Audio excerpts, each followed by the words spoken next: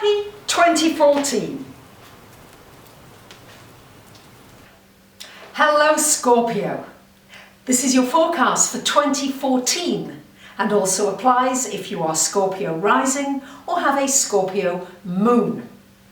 Scorpios, this new year starts off with January the 1st with a supercharged new moon in Capricorn, and it's going to fall in your third house, joining Pluto. This is why it's so powerful. We've got the moon here, the sun obviously here in the first month, and we've also got Venus retrograde here, all in this third house for you, Scorpios. This is all connected with your surroundings, your community, the people around you.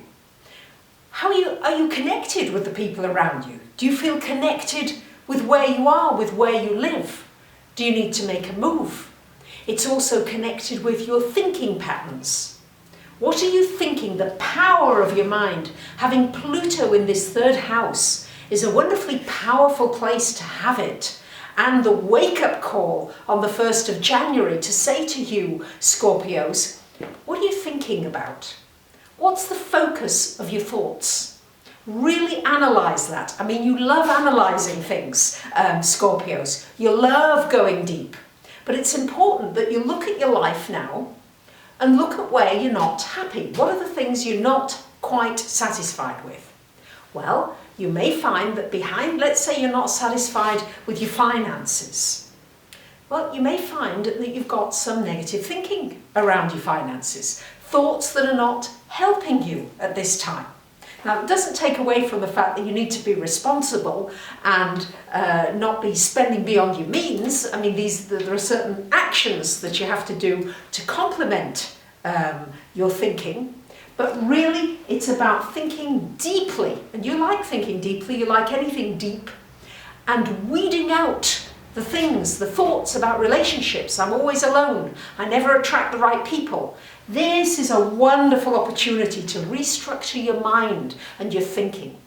And because during the first month we've got Venus retrograde as well in this third house, it's a good time to reconsider your social life.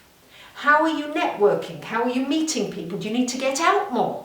Do you need to connect with people more? Sometimes Scorpios, you tend to, it's hard for you. Many of you are a little bit shy, actually. Not all of you, but some of you are, and it's quite hard to take the deep breath and go out and meet new people. But the Venus retrograde will give you an opportunity to think about how you network, how you connect, and maybe restructure it, maybe do it differently during this time, because this is what's being triggered here. And it's also going to trigger an opportunity for you to meet some new friends and some new people. And it's also, as well, it's a lot this year happening, Scorpios, also going to give you an opportunity to learn something, to study something, to do a course that will deepen your knowledge in something. Remember, Pluto there is all about deepening your knowledge and your understanding. So January is a powerful month. April is an intense month. October is an intense month. And I will, at the end of the video, you'll see a list of important dates with the planets and signs that they're in. So you'll be able to catch up on that at the end of the video. Now, we've got Mars for 7 months in the sign of Libra. And it's going to be in your 12th house until the 26th of July.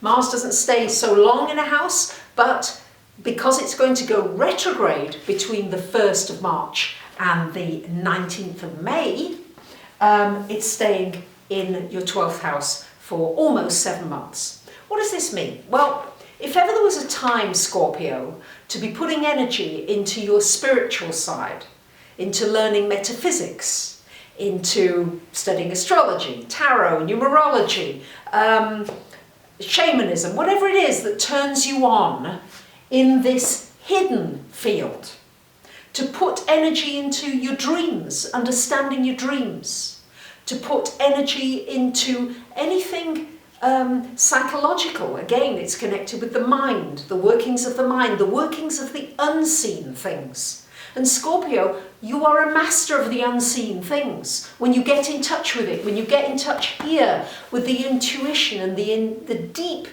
intuitivity that you have, I think that was a new word. This Mars energy will help you with that. It's a great time to focus on meditating, to find that stillness within yourself.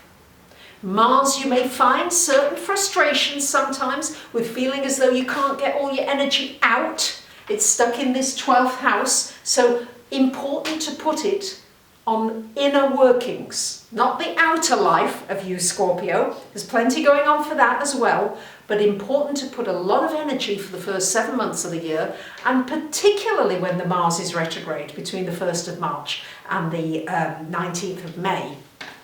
Particularly then, you'll get an opportunity to have an overview of how you're doing in the different areas of your life, if you will be quiet and see it. Because very often from this 12th house, we've experienced everything in the other 11 houses, and now it's stopping here in the 12th. So it's saying, relax, rest, look at myself from the inner perspective. Stop looking for other people's opinions and influences.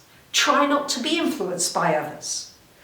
And the other thing about Mars in the 12th is you may find yourself helping less fortunate people, putting your energy into maybe a charity or helping in some way with homeless, with people who really need help, maybe somebody who needs caring for. That too can happen with this Mars energy in your 12th house. I did say April was a powerful month, it sure is. We've got the eclipses then, and we've also got an exact square between Pluto and our friend Uranus here happening on the 21st of April. For you, this Pluto-Uranus square, Uranus, I know many of you having difficulty maybe finding permanent work or any work at all. Everything being shaken up in this house of work for many of you. And it's important to be flexible. Be ready to take part-time work, a temporary job, something that's not permanent, just to get things moving. Uranus wants things to get moving. And as well, it's going to be a lot to do with your thinking patterns. How am I thinking? How am I using my mind and my mental abilities to affect my work? And as well, it could also be affecting your health. You may need to reinvent your exercise program, your diet. Uranus is about reinventing, making it new. Uranus is very quickly bored, so you may need to reinvent yourself in the workplace as well. There may be something else you need to do there to refresh what you do and what you offer. Uranus I always see as a refresher. So on April 14th and 15th, we have a lunar eclipse in Libra joining Mars here in your 12th house. And on April 28th and 29th, those come in pairs, these eclipses. We've got the solar eclipse happening at 8 degrees of Taurus in your 7th house of relationship. So these are the eclipses that are affecting your 12th house and your 7th house. So I've already talked about doing your inner work and going inwards. And then on April the 28th, you're going to get this solar eclipse shining a light, Scorpio, on your relationships. Are you happy in your relationships? This could bring a new person into your life. If you're wanting romance, this could certainly bring romance into your life. It could perk up an existing relationship.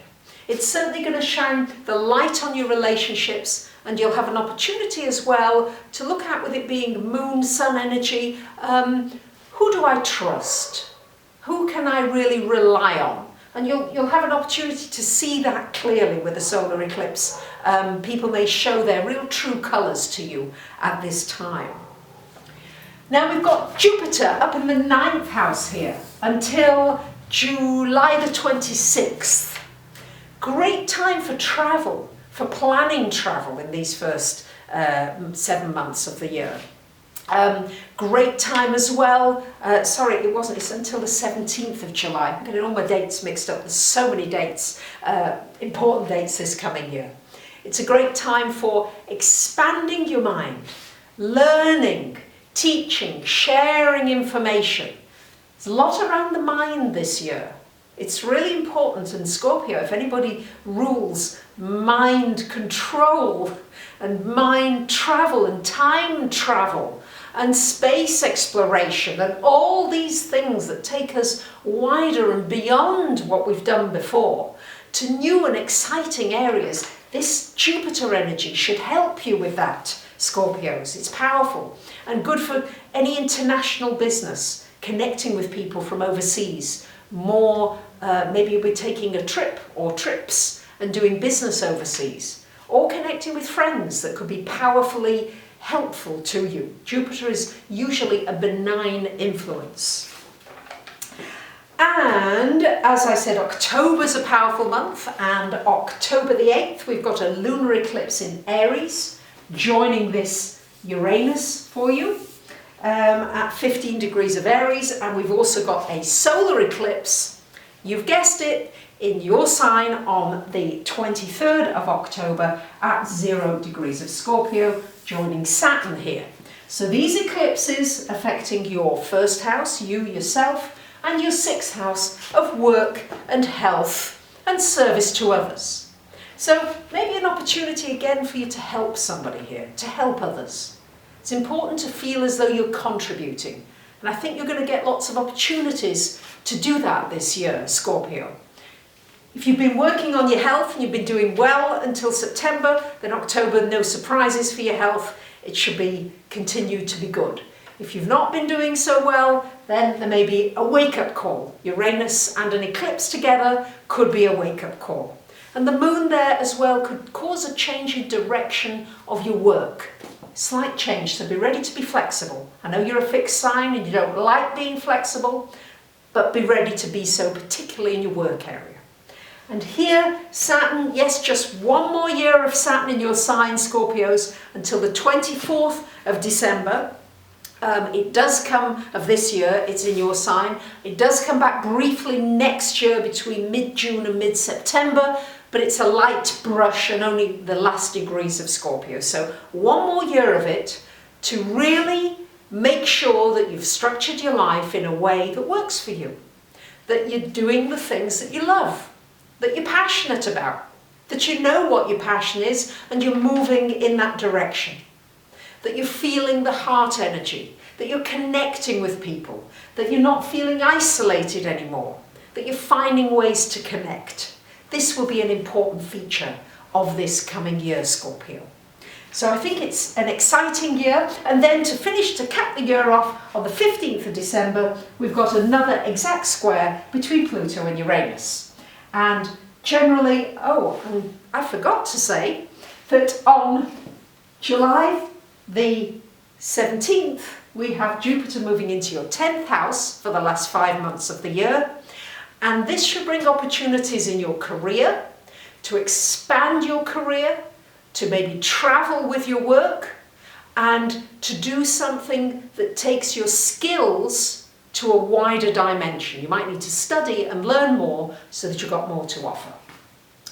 Coming back to this grand cross that is certainly in play for 7 months of the year, and as I said, it gets another direct hit, Uranus-Pluto, on December 15th. So for you, very much affecting, as I said, mind, studying, expanding things, and also connected with your inner work. What you're doing on the inner levels is going to be extremely important this year, Scorpios. So do the work and you will reap the rewards. Thank you for listening. Thank you for sharing, subscribing, liking, commenting. If you'd like me to take a detailed look at your chart, I'd love to do so. And I wish you the very best for this coming year. Bye for now.